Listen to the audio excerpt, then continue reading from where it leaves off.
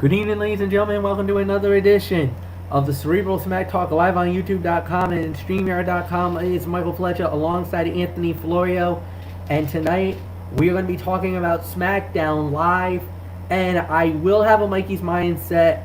I need to get into about the New Japan Pro Wrestling lately, what's been going on. So we'll get into it tonight. But first off, and as always, SmackDown Live. We started the whole night off with, let's see, was this the bar fight? Nah, just some promo stuff. Actually, it led to basically it was the golden role models, Bailey and Sasha Banks. They were basically cutting a promo, getting hyping themselves up as great as they were, also hyping themselves up because of the big fight on Monday night. On Monday Night Raw for the Raw Women's title, as it will be Sasha Banks versus Asuka. They were basically saying, well, that, no problem. We're going to realize the dream. We're going to be the double champions. Because Monday is a formality now.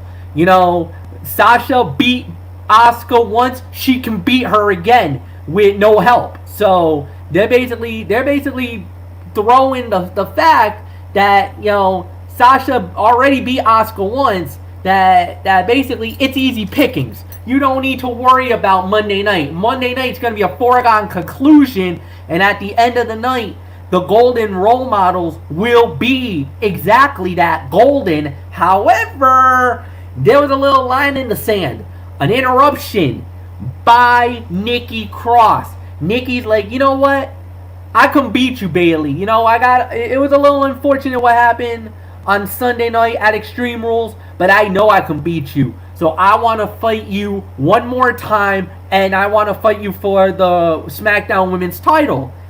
Bailey's like, you know what? Okay, I'll do this. I got an opponent in mind, and if you beat her tonight, then absolutely, you'll get your shot. I'll give you your rematch for the SmackDown Women's title. However, if that person wins, then they get the shot. Who's that opponent? None other than her bestie, Alexa Bliss. Oh, Bailey, you evil son of a you-know-what. You literally put tag team partners together hoping for an explosion. Well, I'll say this. The winners of the bout at 14 minutes and 45 seconds was indeed Nikki Cross. She'll get to fight Bailey next week on SmackDown for the SmackDown Women's title. I gotta say, man, this is fight of the night level. Like, this was absolutely phenomenal. I cannot believe they tore the house down. Nikki Cross and Alexa Bliss really went for it tonight and was a thoroughly and entertaining fight. Easily for me, 3.5 stars. 3.5 stars, no doubts about it. This was a great match. Anthony Florio, this was a great way to start SmackDown Live. This was an incredible segment, and the match was just as great to boot. Well, I'll tell you, MF, you're absolutely right. I agree with you on all that.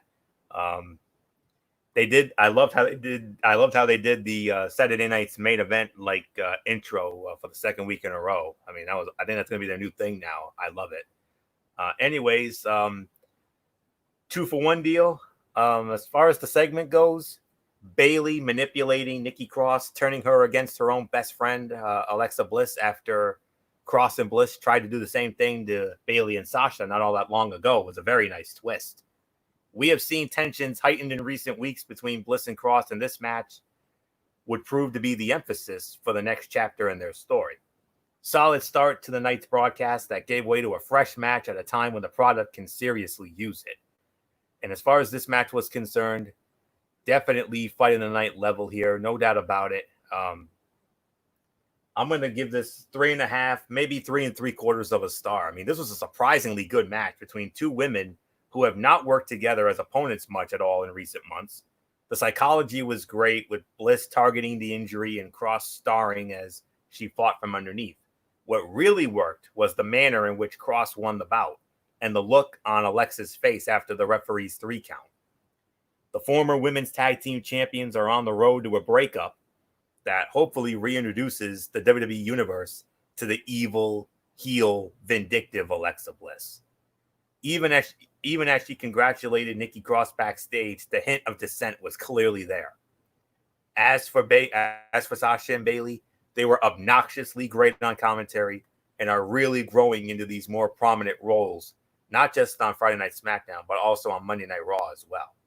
So, really nothing much more to say on this. 3.5, 3 3/4 of a star. Fight of the night, no question about it. Although there's another match on this show that I think you could also make an argument for fight of the night level indeed. So there's nothing more to say. Michael Bullock, Phenom, come on in, fresh off one of our legendary SmackDown chats. First one of those we've had in a while. It was great, and I gotta tell you, Nikki Cross getting the win here. Nikki Cross and Bayley one more time for the SmackDown Women's Championship next week. How about it? Yeah, I'm definitely down for it. So, yeah, I mean, this was definitely a good way to start off. I mean, as you said, Bayley and Sasha continuing to be those obnoxious heels, even though I can't stand them, but it's definitely continues to serve its purpose.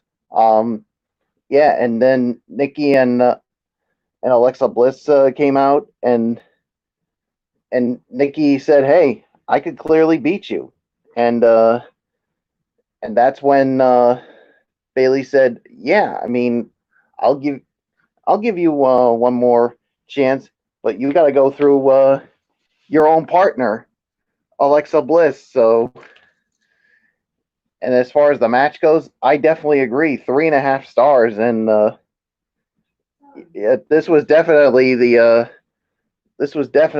fight of one of the fights of the night, for sure. So, and yeah, this definitely leads to a breakup with Alexa Bliss and Nikki Cross. So, yeah, so there's really nothing more that needs to be said. Can't wait to see what happens next week. So, with that being said, Fletch, let's move right along. All right, and we will indeed move right along. We had a cutout here. It was Tony Nese versus Matt Riddle. Matt Riddle won the match in 2 minutes and 5 seconds, then was interrupted by King Corbin. It looks like Corbin and Riddle are about to have a little bit of a rivalry here, so we're just going to move right along. Next up we had was Miz TV.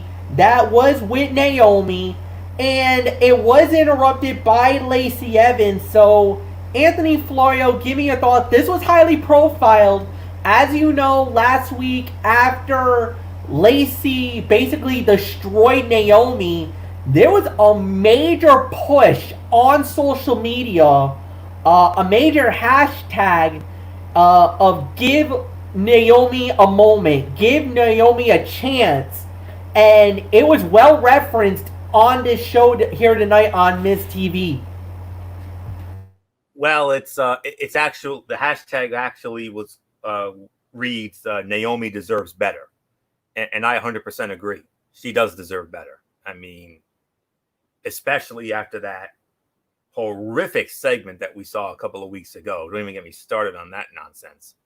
And here's someone who I strongly feel should be, in the mix in the SmackDown Women's title picture, even though she is a former multi-time champion. But the fans know it. I mean, I know it. She is the most athletically gifted of the women on SmackDown. And, SmackDown always preaches about the land of opportunity. I mean, that's been your little shtick for the last 4 years since brand extension 2.0 started. And if anybody that I believe deserves an opportunity in the women's division right now, or maybe soon, it would have to be Naomi. I mean, I really thought she was going to win the SmackDown Women's Championship earlier this year, but it is what it is. But no, I mean, this was this was a fine segment here as well. I mean, Miz, and, speaking of obnoxious heels, I mean, Miz and Morrison. I mean, what can you say about them? I mean, they played perfect heel foils here. I mean, they were Sasha and Bailey obnoxious during this whole thing, and they tried to get under Naomi's skin, and that's exactly what they did. But it's definitely going to lead to well, actually next week we got another big match for next week. We're gonna see Naomi and Lacey go at it next week. I mean, if anything, that should be some sort of be a woman hoss fight, as far as I'm concerned. But I mean, fine segment. I mean, but at the same time, it capitalized on a horrible previous 2 weeks of angles. WWE, ever the opportunist when it's an indictment of their own booking, could not resist making an angle out of Naomi trending on Twitter for being booked horribly. Lacey Evans is not the bad guy here. The promotion is the bad guy. And if that weren't bad enough, newly cemented heel Lacey Evans failed to explain her new attitude in any way and instead reverted to her old character without so much as an acknowledgement that she was a proud mother and America-loving babyface just a few weeks ago, which, if I'm going to be honest with you, she was not really cutting it as a babyface. She's much better off as a heel with that sassy Southern Belle gimmick. So that's really all I can say on that. It was a solid but unspectacular segment. But we'll see about the match next week, because that's going to be a physical, hard-hitting smash mouth match. So nothing more to say. Bullock, your thoughts? Yeah, I agree with you. It was a solid but unspectacular segment here. I mean, yeah, the Miz and Morrison were definitely getting under Naomi's skin, and yeah, Lacey Evans prancing around, and well, let's just say Naomi had enough of it and got lipstick all over Lacey Evans. So yeah, I'm interested to see how this match will go down next week. So yeah, so there's really nothing more to say. Fletch, it's yours. Yeah, this is solid. This is pretty good. I'm really not gonna say much about it. I think we're just gonna let it be, and then, like you said, they're gonna battle it out next week. That's gonna be an entertaining match. So we'll wait and see what happens there.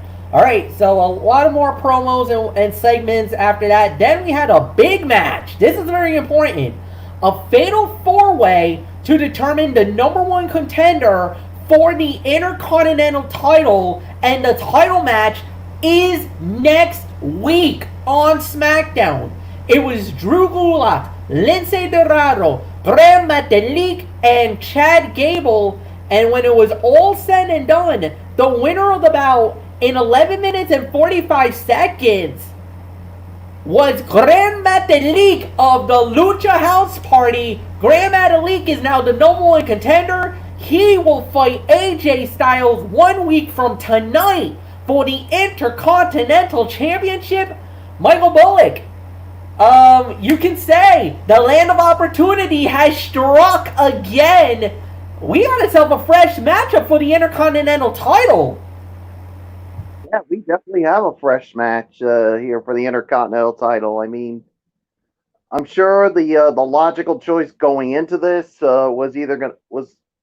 was Drew Gulak, even though when me and Florio we had our chat, he said that he thought Chad Gable was gonna walk out with it, but I told him, remember, it wasn't that long ago that Graham Metalik got a big win. I think it was in a tag team match with the Lucha House Party. So watch out for him. And then lo and behold, look what happened here. Graham Metalik gets the victory here, and now he has a big time opportunity next week to take the Intercontinental Championship from the phenomenal AJ Styles. And like you said, Fletch, the land of opportunity strikes again. And yeah, this was a really good match.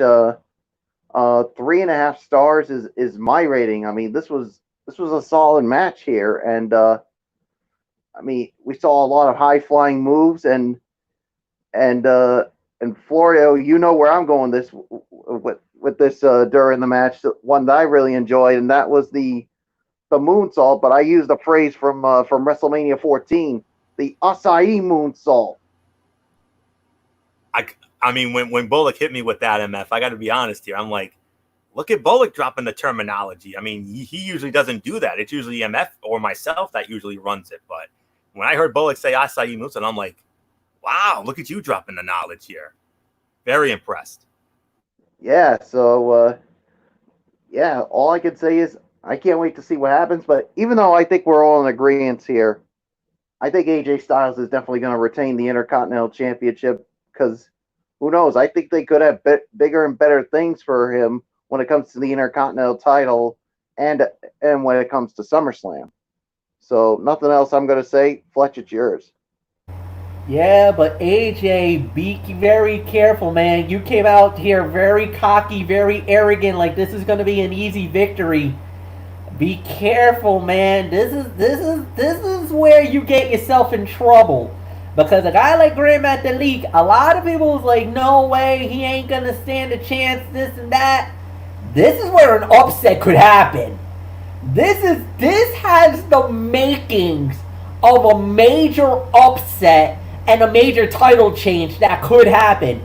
Even though I don't think it will happen, but if the stars align correctly next week on SmackDown Live, you could hear the infamous words of history has been made, and we could be talking on this show 1 week from tonight about a new Intercontinental Champion. We could. Grand Metalik is being put off by everybody. Nobody's giving this guy a chance, and rightfully so. But I'll tell you one thing for sure. AJ came off here really cocky, really arrogant, thinking, I got this in the bag. This is too easy. If it was anybody else, I'd probably be a little worried. But I'm not intimidated by Lince Dorado. I'm not intimidated by Grand Metalik because what do? What have they stood for? What have they done lately? Nothing. So this is easy for me. This is gonna be another day in the office. If that's what AJ Styles is thinking. Grand Metalik, like you said, got a big victory in a tag team match not too long ago. Just won tonight over 3 pretty talented guys, including Drew Gulak, who just had a shot at the Intercontinental title a couple of weeks ago. And, you know, Grand Metalik, if he could stun the world 1 week from tonight, even though I think we're all in agreement AJ probably might win, but Metalik could have a breakout performance, and with the likes of AJ Styles, I'm gonna say this: this might have fight of the night potential, and that's something I don't think I never would have said about a Grand Metalik match, but this could be fight of the night potential because of who he's got, and on top of that, what he's fighting for, the Intercontinental title. Like I said, AJ Styles has made this belt relevant now, and he has really made this belt worth fighting for, worth watching.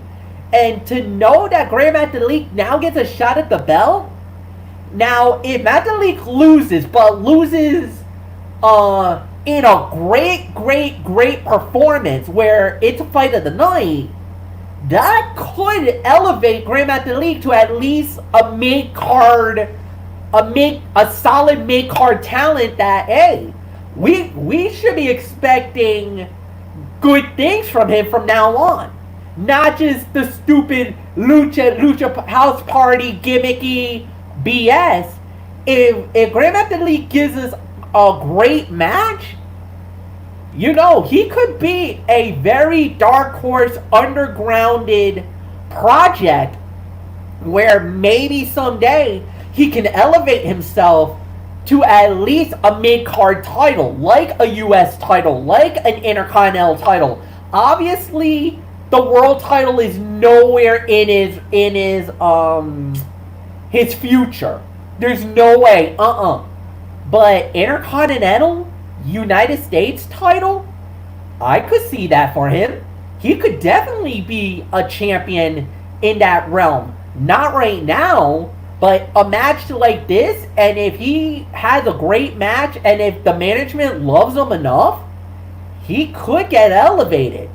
Now, would that make the one thing I would be a little worried about for Grand Metalik is how does his other fellow Lucha House Party brothers, how do they feel about it? Would they get jealous of Grand Metalik's success? That's something that we might want to see down the line. But for what it's worth, Michael Bullock, you're absolutely right. This was 3.5 stars, and plus, I'm also adding that point of emphasis because of the unpredictability of who won the match. Because going into it, I think we all can agree, we all thought it was going to be Drew Gulak. But with Metalik winning, my dudes, I mean, that elevates this a little bit.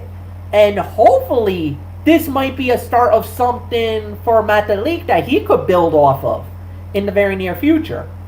Anthony, it's yours.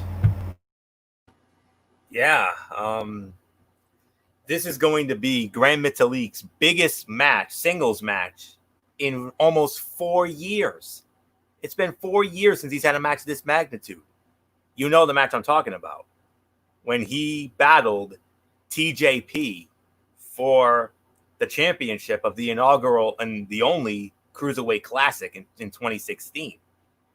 We all know TJP won that match. He and won the Cruiserweight Championship in the process. But Metalik was the runner-up. This is his biggest match in 4 years. I think this match is even bigger than that.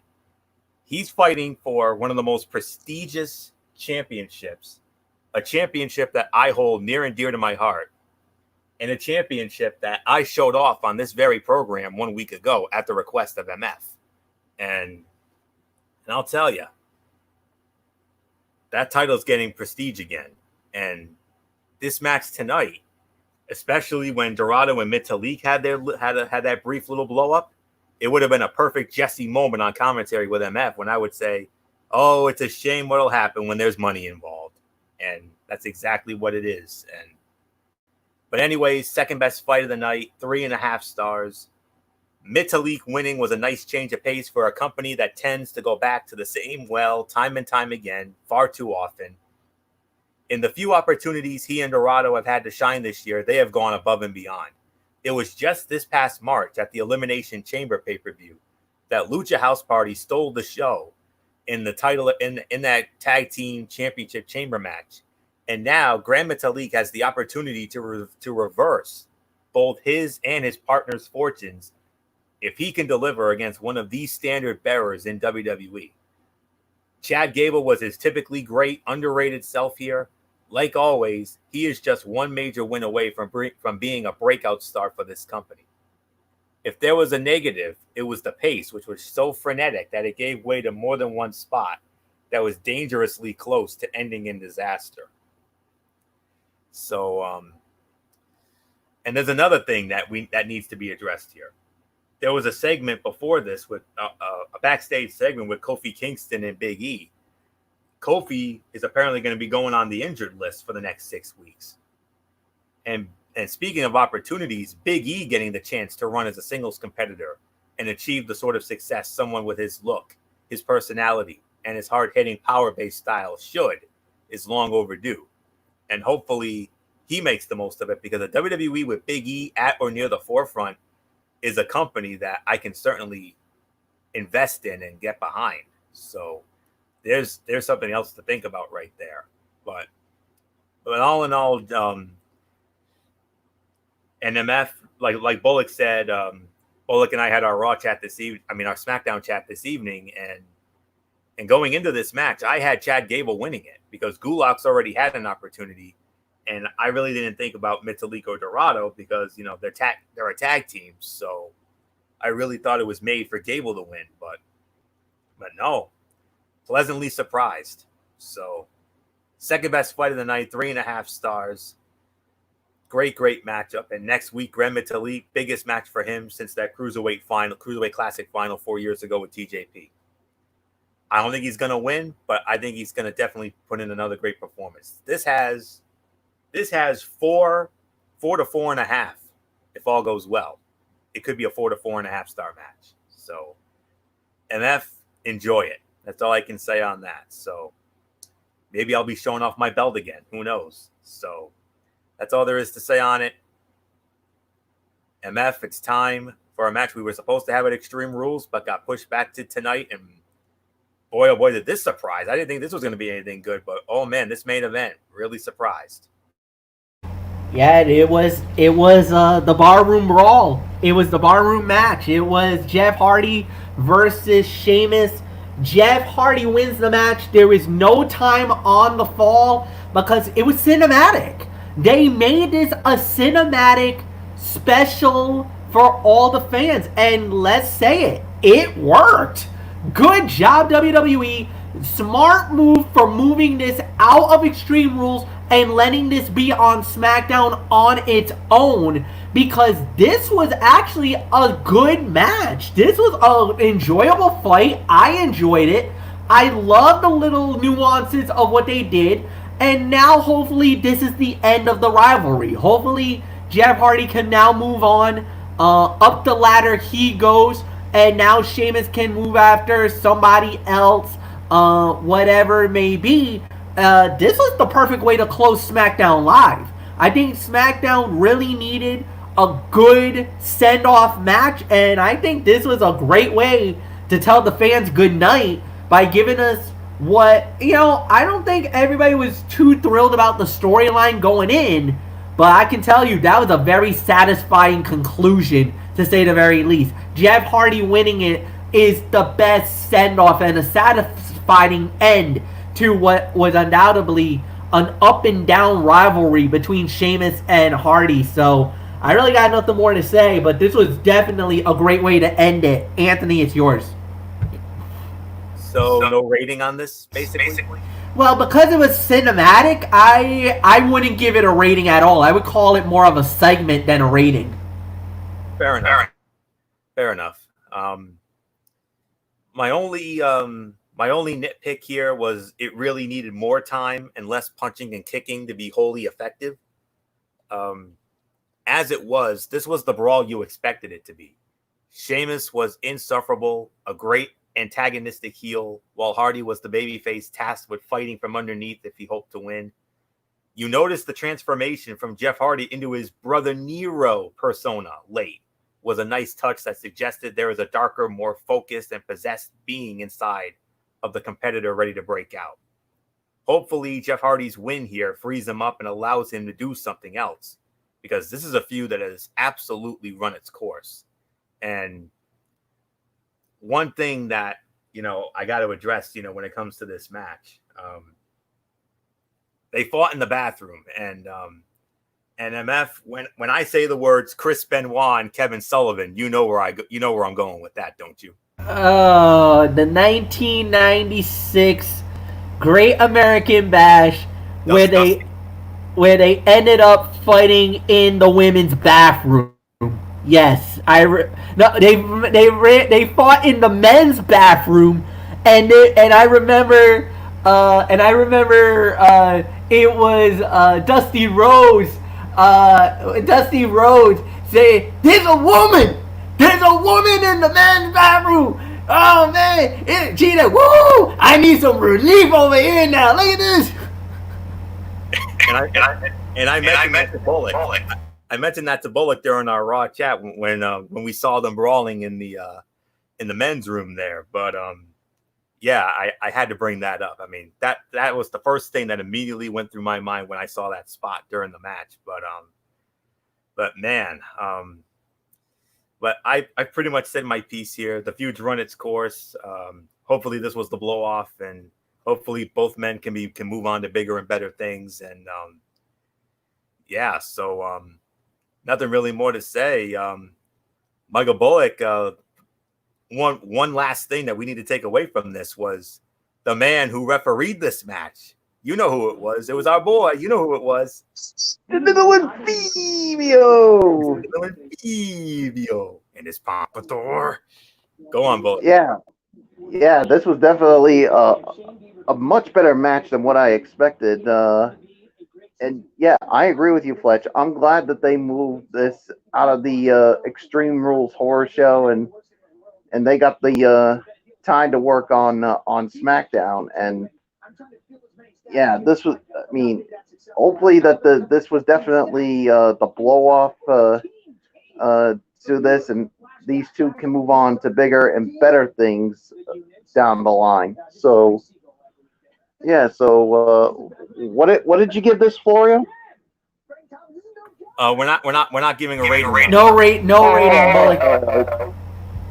All right. So then I say we just move on to final thoughts. And we lead that off with Anthony Florio. Very good edition of SmackDown, MF. I mean, it was a great week all around for all three of our shows. I mean, Monday Night Raw had a great outing on Monday night. It was one of our top shows of the year. Bullock put forth a great show with NXT that started slow, but then it got really hot. And I mean, the first hour was terrible. The second hour was fantastic on Wednesday night with NXT for Bullock. And tonight, I mean, we only had one bad match on this show. And the segment was, iffy. I mean, but other than that segment with the Miz TV with Naomi and the Riddle and Nice, I mean, other than that, everything else came out really good. I mean, the opening segment with Bayley and Sasha and Nikki and Alexa, Nikki and Alexa's match, which stole the show, that 4-way to determine the contender, the bar fight came out really good. So, all in all, I would have to probably give this I probably would say a solid 8, somewhere around the 8 mark for this. I mean, bar fight was way better than I thought it would be, but the story getting there was just nonsensical. I enjoyed Alexa and Nikki during the second half of their match far more than the first half, but I'd rather the focus have been on the match and not on commentary. All in all, a very good show this evening. I mean, you had 3 quality matches this evening.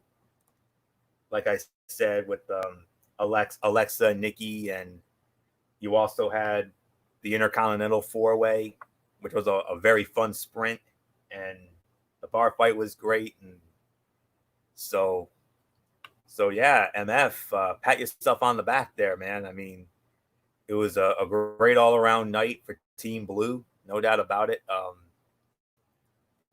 But great stuff. So well done. Solid 8.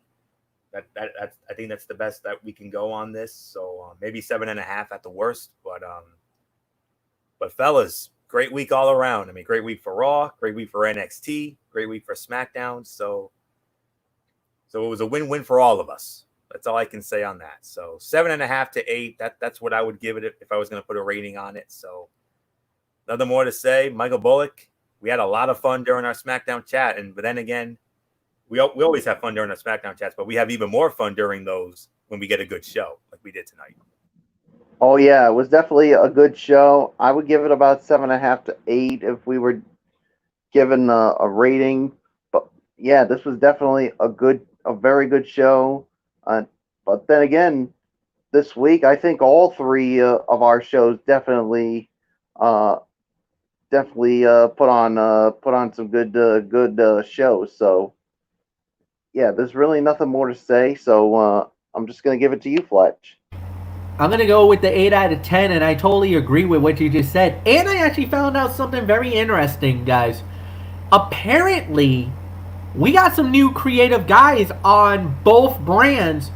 Edge is now working for Monday Night Raw, and Daniel Bryan is working on SmackDown Live on the creative side. So how much of the show did Daniel have input on? How much of the shows on Monday Night Raw, especially Monday night, did Edge have input on? that maybe that's why these shows were really good tonight, because now you got voices or true guys who are creatively knowledgeable, guys who really gets the business, and maybe they're the reasons why the show actually panned it out as good as it did. Because I just found that out through the wire about an hour before I came on air, that Daniel Bryan was working on SmackDown tonight on the creative side. So maybe him and Bruce Pritchard put their minds together, gave Vince this whole layout, and lo and behold, Vince probably was like, all right, this is some good shit. Let's go with this. And lo and behold, you guys got an 8 out of 10 from us tonight. Way to go, Team Blue. That's what I was looking for. Come on, fellas, let's go. So this is the week where, yeah, Monday Night Raw can say, hey, we did good.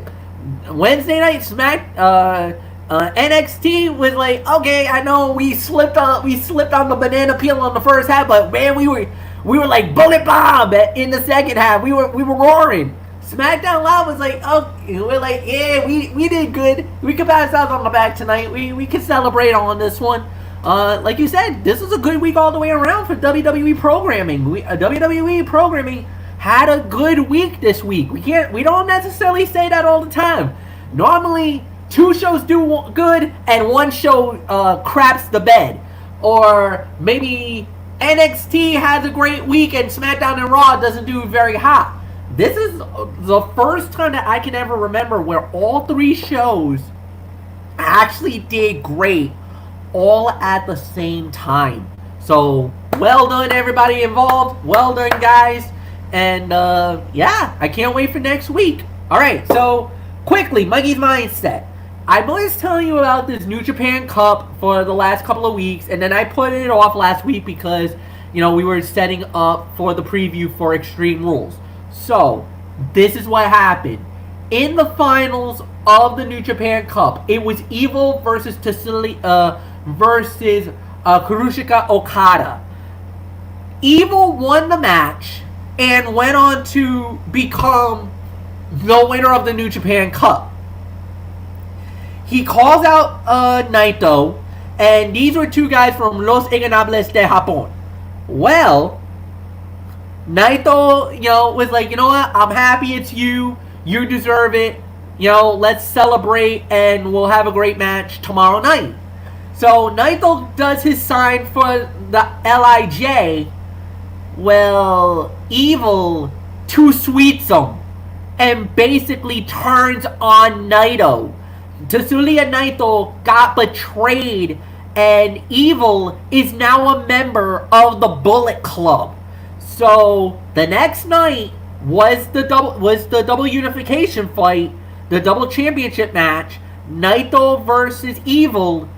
Evil wins the match in 38 minutes and becomes the new IWGP Heavyweight and IWGP Intercontinental title.